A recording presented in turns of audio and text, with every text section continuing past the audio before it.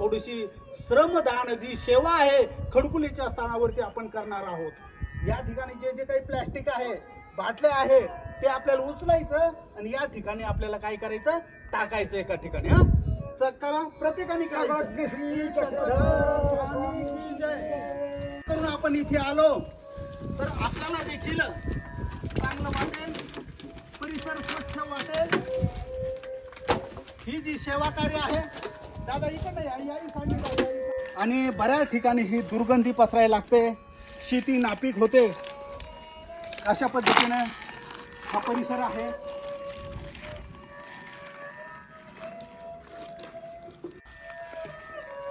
पाणी किती बॉटल परमेश्वर हे सेवा कार्य मला घडो। याही साईडला पहा, आपण ज्यावेळेस हार फूल आणतो या ठिकाणी पडलेला आहे। जर आलो तर महत्वाचं स्वच्छ